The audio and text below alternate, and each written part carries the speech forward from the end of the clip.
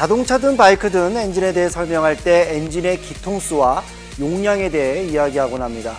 내 차는 6기통에 3000cc야, 내 바이크는 2기통에 600cc야 등으로 말이죠.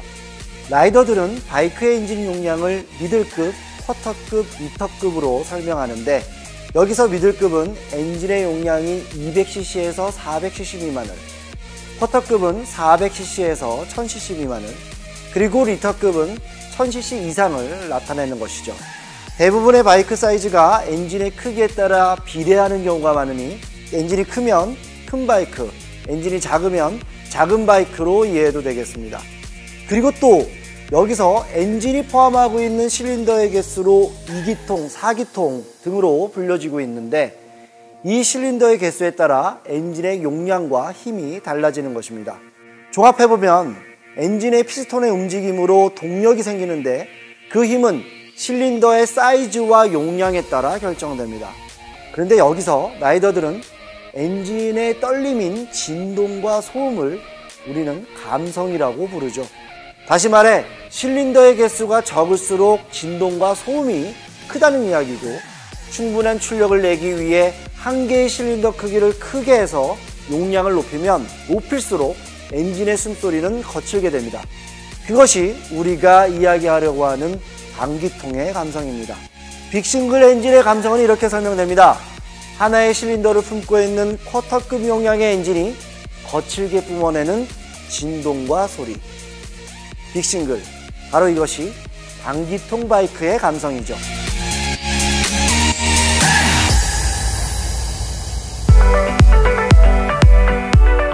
빅싱글 엔진의 감성으로 많이 이야기되는 바이크는 야마하의 SR400입니다.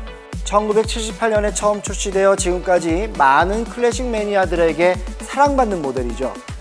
이 바이크는 400cc 쿼터급 용량의 싱글 실린더, 즉 단기통 엔진을 품고 있습니다. 베넬리의 임페리알레 400은 373.5cc 용량의 싱글 실린더, 즉 단기통의 엔진을 품고 있습니다. 2017년도에 처음 출시한 임페리알레는 해외에선 로얄 엔필드의 클래식 350과 많이 비교되고 있는데요. 아마 21마력이라는 힘과 29토크, 또 앞바퀴 19인치, 뒷바퀴 18인치 등 제원상으로 유사점이 많아서일 것입니다. SR400의 단기통 엔진과 임페리알레 400의 단기통 엔진이 어떻게 다른지 한번 살펴보도록 하겠습니다. 이 두 차량은 시동을 거는 방식부터 차이를 보이고 있는데요. SR400은 시동 방식이 버튼식이 아닙니다. 키를 온하고 엔진 실린더의 압력을 감압 레버로 낮춘 다음 발로 킥 레버를 힘차게 밟아주면 시동이 걸리는 방식입니다. 아주 불편한 방식이지만 클래식 매니아들 사이에서 이러한 프로세스를 감성으로 이야기하고 있습니다.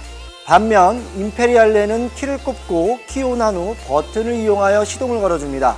아주 간단하고 편리하죠. 자, 두 차량의 아이들링 상태의 진동과 배기음을 한번 느껴볼까요?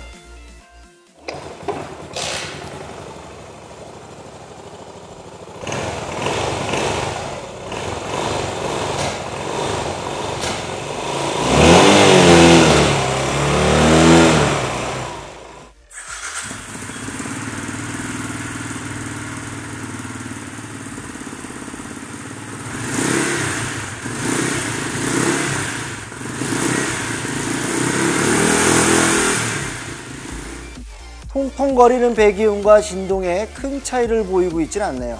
역시 공랭이라 엔진과 배기 쪽이 가열되는 소리가 정겨운데요. 아이들링 상태에서 스로틀을 당겨 진동과 배기음의 차이를 보면 SR보다 보기에도 커 보이는 육중한 임페리알레의 배기음이 더 묵직하고 감성을 자극해주는 것 같습니다.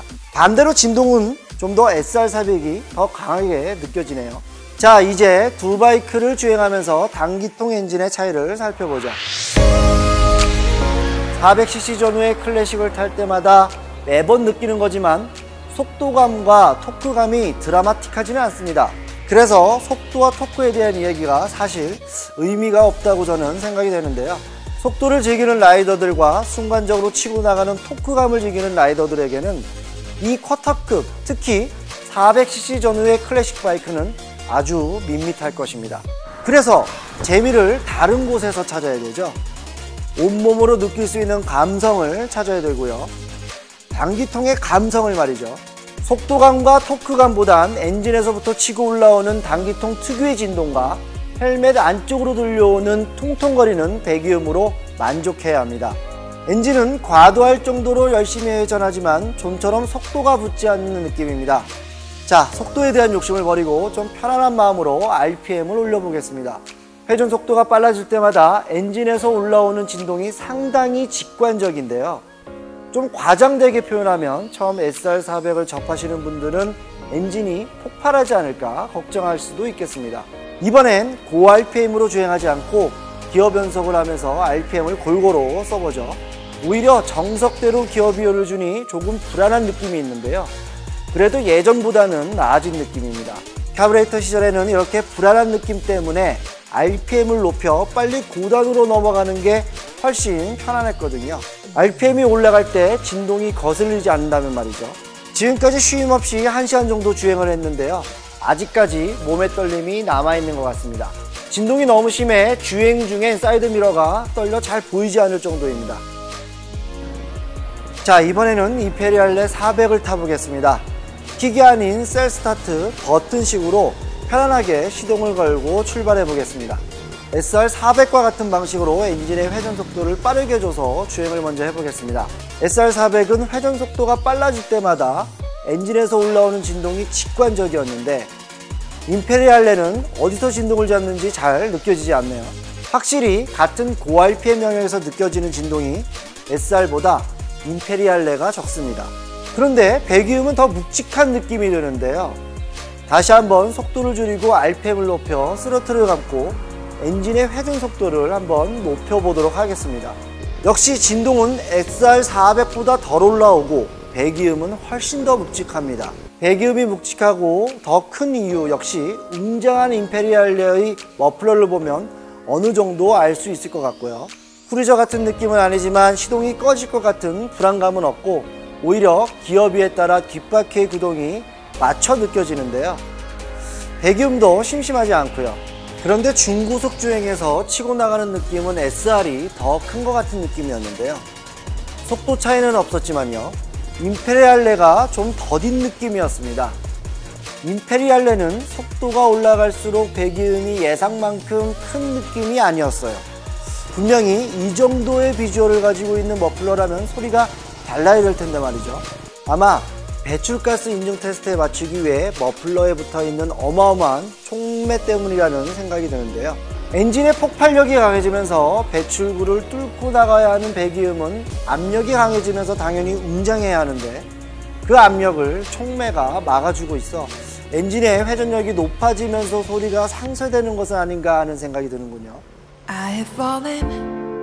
SR400과 임페리알레 400의 비교 주행을 종합해 드리겠습니다.